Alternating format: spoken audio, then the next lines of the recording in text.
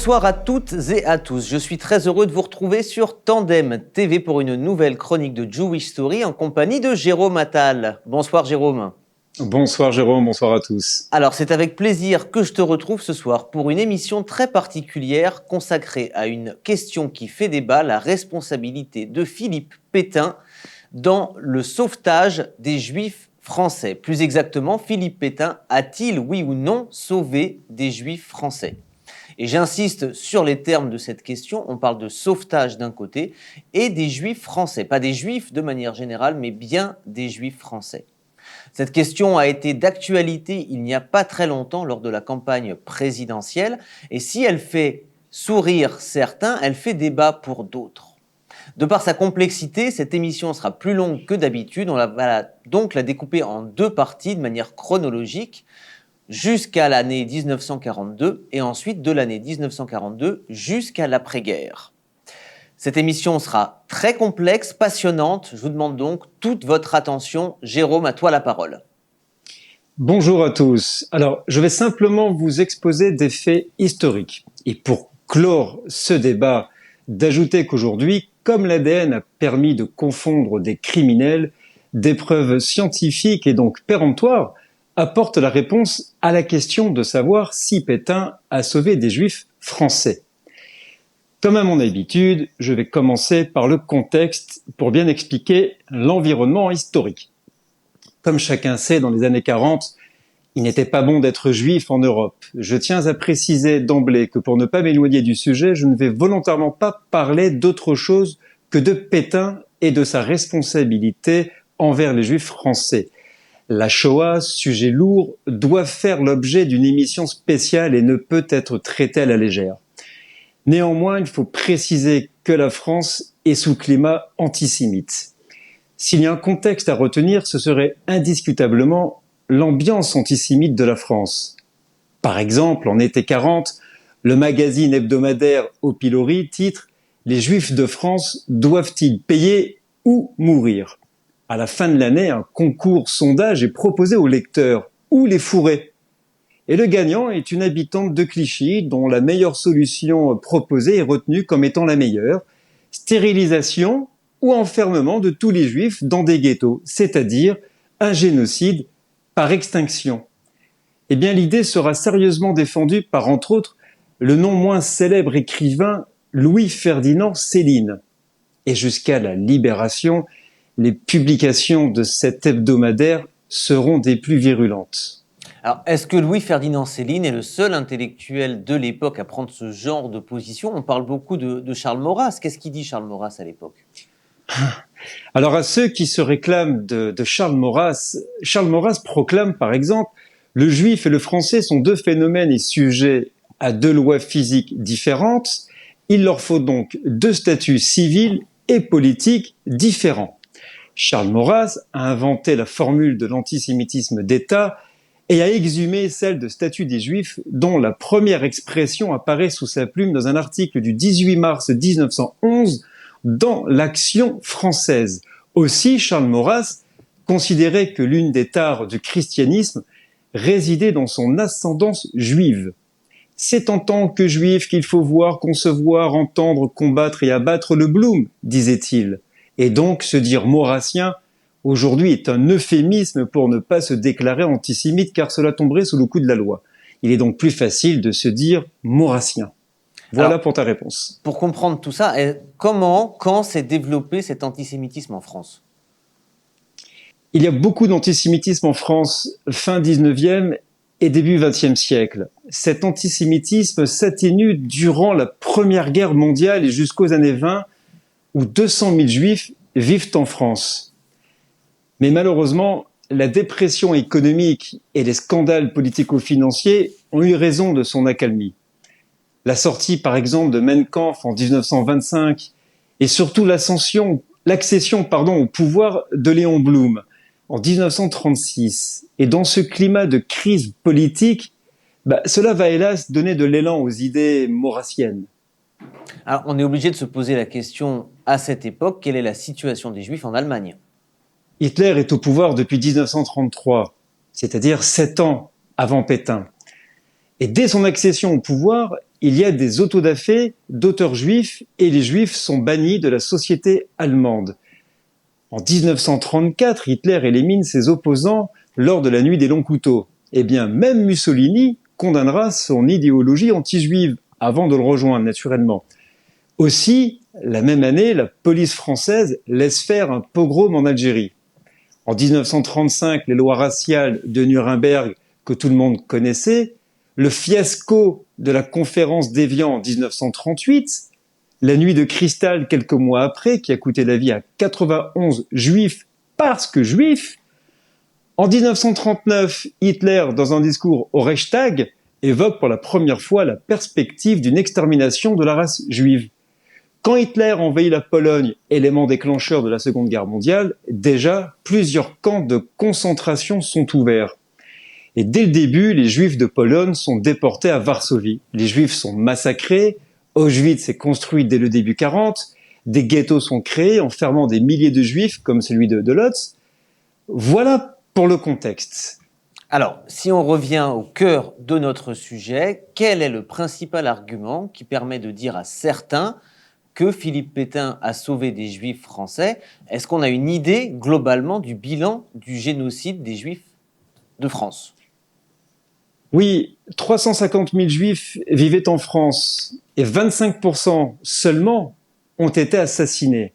Alors quand je dis seulement, c'est naturellement pour dire que ce pourcentage est faible par rapport à d'autres pays européens, évidemment. Et en effet, ce pourcentage est faible. Mais avant de l'expliquer, il faut rappeler aussi que sur les 80 000 Juifs français déportés vers Auschwitz, 96% ont été assassinés. Chiffre de Yad Vashem. Alors, comment est-ce qu'on peut expliquer cela? Comment expliquer que plus des 3/4 de Juifs de France n'ont pas été exterminés? Est-ce que c'est grâce directement à l'action de Philippe Pétain et du gouvernement? Alors, pour répondre à cette question, plusieurs faits historiques sont à développer. Premier fait historique, on s'apercevra que d'un arrondissement parisien à un autre, le bilan des arrestations a pu varier du simple au triple. Certains commissaires se sont montrés particulièrement acharnés, quand d'autres n'exécutaient que le minimum requis. Aussi, la lourdeur administrative, sa complexité et ses contradictions freineront malgré eux le mécanisme persécuteur français. Et les autorités nazies seront obligées d'en tenir compte. Si bien et indiscutablement que cela explique en partie le bilan de la Shoah en France. Par exemple, dans le département de la Seine, 38 500 Juifs ont été déportés sur les 151 000 recensés à la fin de l'année 40, c'est-à-dire environ 25%. Aussi, il faut noter le remarquable courage de certains policiers qui ont prévenu les victimes à l'avance, ont adressé à la Gestapo de fausses lettres de délation et ont simulé aussi des enquêtes.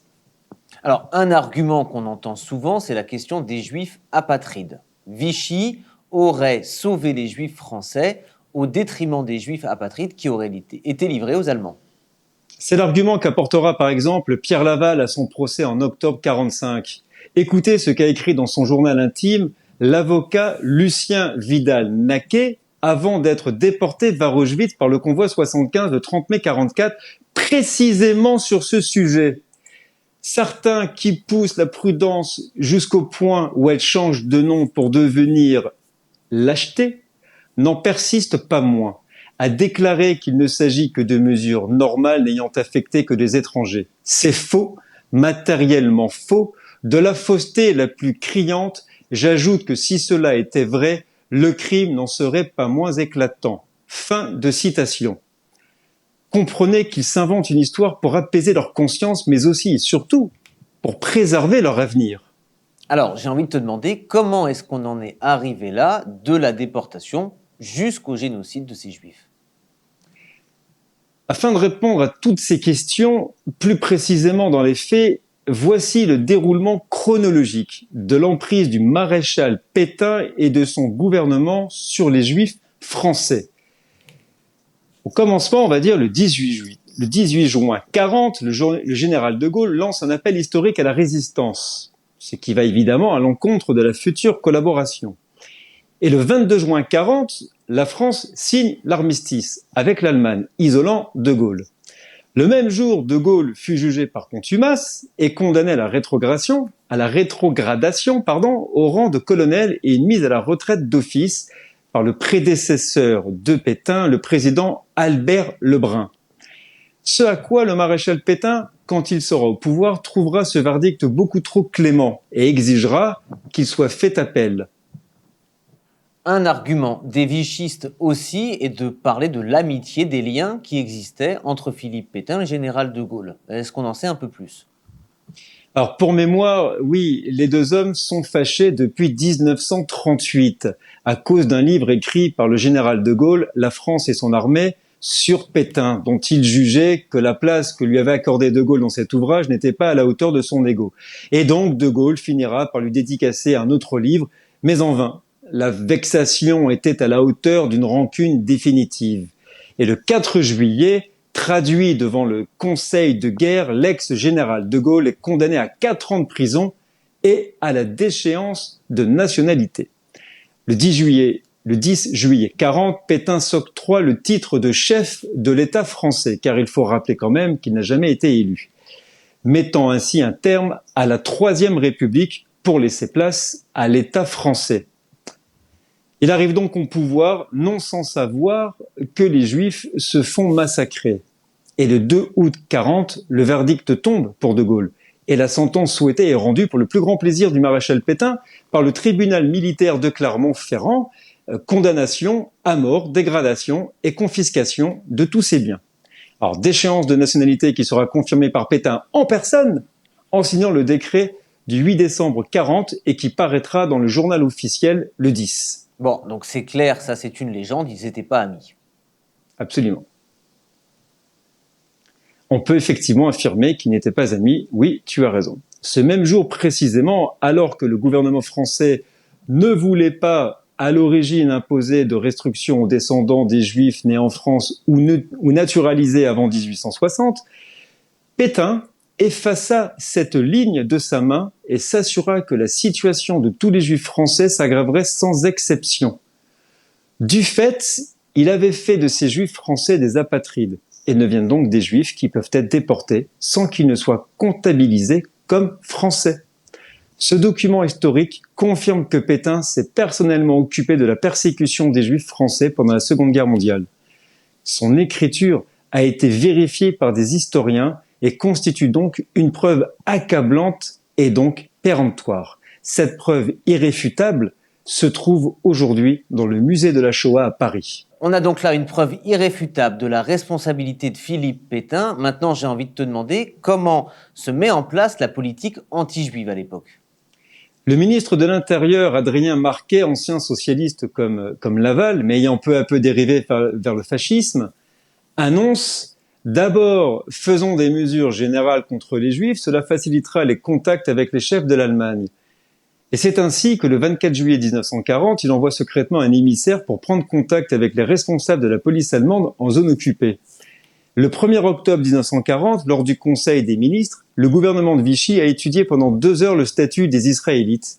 Et c'est le maréchal Pétain qui se montre le plus sévère. Alors, le plus sévère, c'est-à-dire de quelle manière ? C'est lui personnellement qui insiste pour que la justice et l'enseignement ne contiennent aucun juif. Ce fait a été rapporté par Paul Baudouin, son ancien ministre des Affaires étrangères. Et le 3 octobre 1940 sont promulguées les premières lois anti-juives. Et c'est avec enthousiasme que le maréchal Pétain promulgue le premier statut des Juifs sans y avoir été obligé par les nazis.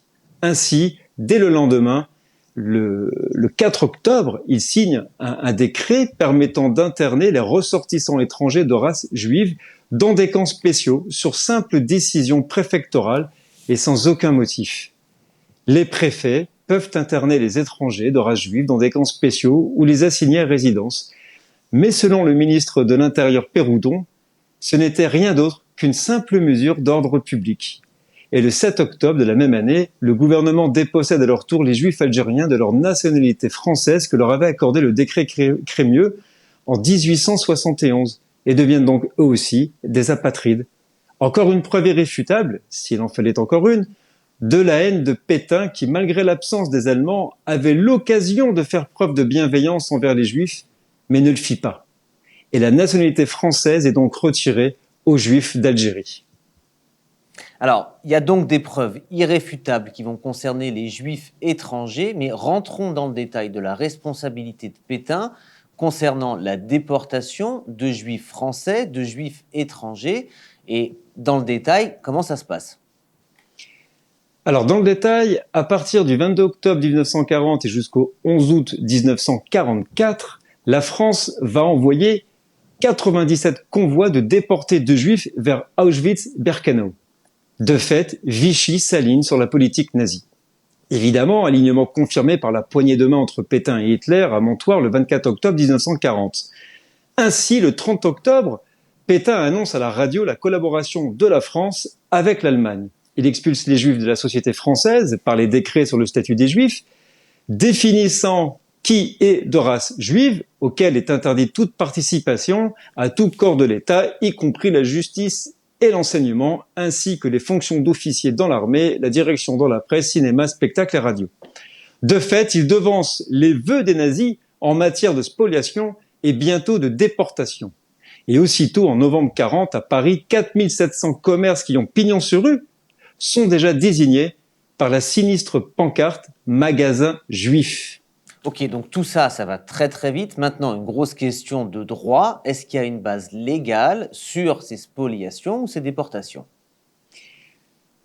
Oui, l'argument sécuritaire est délibérément mis en avant pour le justifier. Alors pourquoi sécuritaire ? Car il savait que prétendre une raison sécuritaire permettait de contourner la Convention de La Haye de 1907, laquelle interdit formellement toute atteinte aux convictions religieuses et à la propriété privée des populations occupées. Car le gouvernement de Pétain aurait pu invoquer la Convention de La Haye pour le respect des convictions religieuses pour s'opposer au projet nazi. Mais il n'en a absolument rien fait. Le 9 mars 41, dans l'intérêt des Allemands et seulement dans leur intérêt et selon leurs directives, est confié à l'État français la responsabilité de préparer les conditions des prochaines déportations de Juifs. Vichy annonce alors la création d'un commissariat général aux questions juives, le CGQJ, pour en faciliter la mise en œuvre.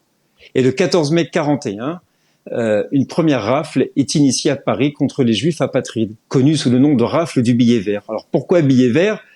Parce que pensant répondre à une convocation d'examen de situation, les Juifs se sont fait piéger, tout simplement. Et c'est ainsi que 6494 hommes, précisément, sont convoqués à la préfecture de police. 3747 se rendent à ce prétendu examen de situation et seront aussitôt déportés à Pithiviers et Beaune-la-Rolande. Et les autres seront déportés par les convois numéros 2, 4 et 5 quelques jours plus tard. De fait, qu'ils se soient rendus de leur propre gré, le mot rafle n'est pas le plus approprié. Mais l'histoire l'a retenu comme tel pour se souvenir quand même de cet événement. Donc, début 1941, il se passe des choses particulièrement graves. Comment est-ce que la situation évolue à partir de mai 1941 ? Alors, le 28 mai 1941, une 4e ordonnance bloque l'accès aux comptes bancaires des particuliers de race juive. Les Juifs sont désormais tributaires de leurs bourreaux pour recevoir tout subside nécessaire à leur existence. Xavier Vallat, le commissaire général des questions juives, va déployer un zèle exemplaire dans cette tâche humiliante. Par exemple, de juin 41 à janvier 42, ce n'est pas moins d'une 50aine de lois et décrets préparés par ses soins qui seront publiés au journal officiel.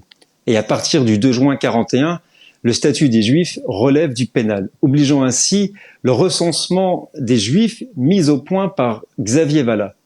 La loi précise que toute infraction est punie de l'emprisonnement et d'une amende. Le régime de Vichy a désormais défini la race juive et le maréchal Pétain en est l'un des signataires. À partir de juin 41, Hitler est focalisé sur le front de l'Est, notamment avec l'opération Barbarossa, que tout le monde connaît, l'invasion de l'Union soviétique, et se désintéresse de la collaboration française. Et donc, à partir de cette date, toute implication antisémite du régime de Vichy n'est que zèle. Donc, point très important, il y a un point de rupture du côté de l'Allemagne avec l'opération Barbarossa, la rupture du traité Ribbentrop-Molotov. Maintenant, à cette période-là, qu'est-ce qu'on sait du sort des Juifs qui sont déportés? Alors, dès juillet 41, alors que le meurtre des Juifs était toujours secret, des informations sur Auschwitz ont été divulguées dans un article paru dans une revue bimensuelle polonaise, Polish Fortnightly Review, un journal en langue anglaise et publié par le gouvernement polonais en exil, et qui mentionne une concentration particulièrement violente à Auschwitz, et écrit que les détenus y sont gazés. Sachant cela, envoyer des Juifs à Auschwitz, c'était les condamner à une mort certaine. Déporter des Juifs à Drancy, c'était les condamner à une mort certaine. Et pourtant, le 20 août 1941, à l'aube, à Paris, le 11e arrondissement est encerclé par la police. La police française, accompagnée de soldats allemands et agents de la Gestapo, arrête 3000 Juifs. Le représentant Adolf Eichmann, le SS Theodor Dannecker, juge ce résultat insuffisant et ordonne à la préfecture de police d'effectuer une opération supplémentaire dès le lendemain. Eh bien, grâce à cet acharnement de la police française, plus de 4200 Juifs seront arrêtés et envoyés vers Drancy, l'antichambre d'Auschwitz.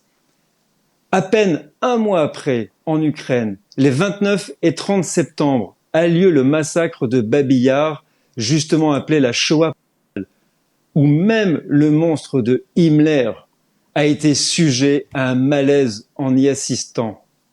33 771 Juifs assassinés par les nazis. On savait délibérément ce que les Allemands faisaient aux Juifs. Alors, là, on parlait de déportation et de ce qui se passait. Maintenant, tu as parlé d'encore une rafle. On parlait avant de la rafle du billet vert. C'est vrai que l'histoire a retenu la grande rafle dont on va parler un peu plus tard, la rafle du Veldiv. Mais pour bien insister là-dessus, on a déjà plusieurs rafles commises à Paris à l'initiative de Vichy avec des officiels, avec des gendarmes et des policiers français.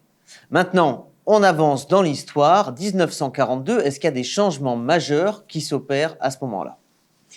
Dès le début de l'année, effectivement, le 20 janvier 42, c'est la conférence de Wannsee. Le SS Reinhard Heydrich présente les chiffres de la France qui apparaît comme le principal territoire à déjudaïser en Europe.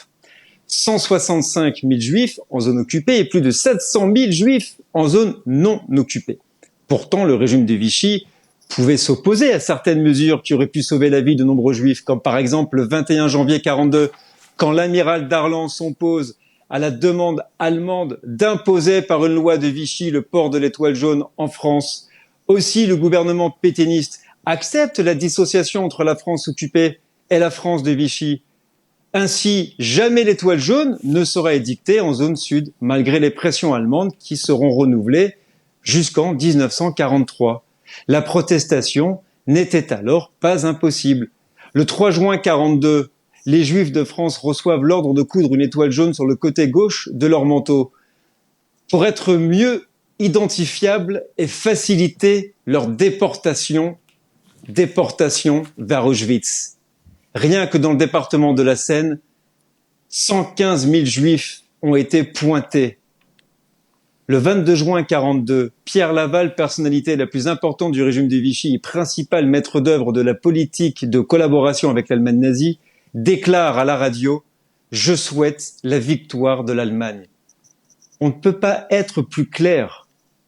Les hommes raflés et déportés en 41 l'ont été le plus souvent pour l'infraction au port de l'étoile.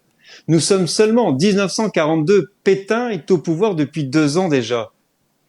Mais malheureusement, le pire de la collaboration reste encore à venir. Merci Jérôme pour tous ces éléments. C'est là-dessus que nous allons conclure la première partie de cette grande émission dédiée à la question de la responsabilité de Philippe Pétain dans la déportation des Juifs français. Nous avons vu la manière dont Philippe Pétain va mener cette politique anti-juive dès sa prise des pleins pouvoirs en 1940, les lois anti-juives qui vont se développer à l'initiative de Philippe Pétain, qui vont au-delà des exigences que les Allemands avaient.